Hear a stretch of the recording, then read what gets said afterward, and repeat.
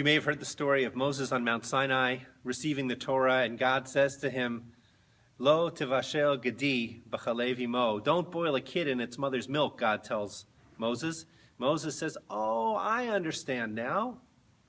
We're supposed to have two separate dishwashers, one for meat and one for dairy. And God says, no, that's not what it means. Just don't boil a kid in its mother's milk.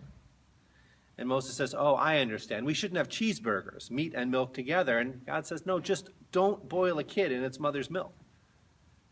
And Moses says, oh, I understand. Two separate towels, one for meat and one for dairy.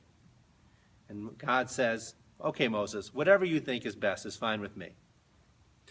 This joke and others like it poke a bit of fun at the idea that kashrut is very much caught in the details in a way which sometimes is not so helpful. And also the idea that the laws of keeping kosher today are an expansion of the Torah in ways which also may not be so helpful. But I think that the idea of keeping kosher is a really important idea for us today. You know, traditionally when we talk about someone who is observant, someone who is religious, so to speak, we say two things. We say, are they shomer Shabbat? Do they keep Shabbat? And are they shomer kashrut? Do they keep kosher? These are the building blocks of the daily and weekly life of a Jew. And it's important to think about what it might mean for more people today to keep kosher. We live in a generation where fewer people than a generation ago are keeping kosher. And I think that there's a real loss in not keeping kosher.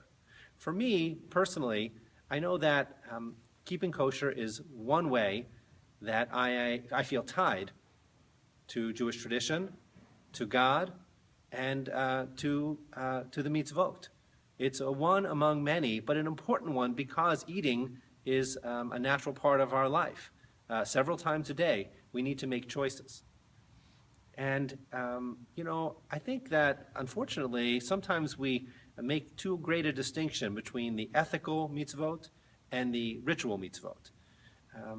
There are many people who, if asked, you know, what does it mean to be a Jew, they would answer, to be a good person, to act appropriately, to do what is just and what is right, to quote another part of the Torah.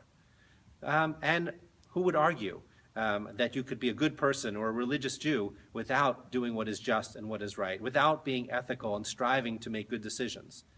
I certainly wouldn't disagree with that. You need to be that.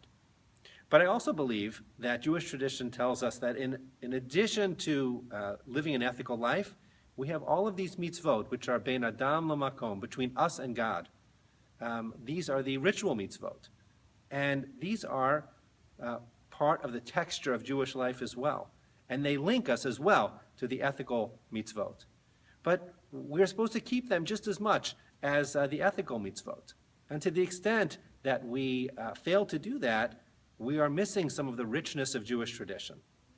And I want to take the opportunity for Parashat Shemini, which we read this coming Shabbat, which does not, by the way, have the verse that you should not boil a kid in its mother's milk, but does have all of the laws having to do with which animals are permitted and which animals are forbidden, of the land animals and sea animals and the birds. That's all within the second half of Parashat Shemini.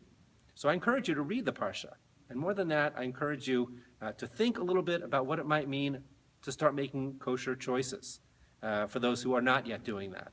And more than thinking about it, I would encourage you to do it, because it is in the lived life of mitzvot that we find the power of them. True, intellectually, we could figure out how mitzvot might affect us, might impact us and our families, but it's only in the living of the mitzvot that you truly get the meaning and the purpose and the love of mitzvot. And kashrut, because it is accessible daily, is a key one to really be practicing. So I hope you will start, even today, to start making some kosher choices, and that they will build day after day until you will find yourself also being shomer kashrut, someone who observes the laws of kashrut and lives a kosher life. I am always available here at the synagogue if you have any questions about that, and I wish you a Shabbat Shalom.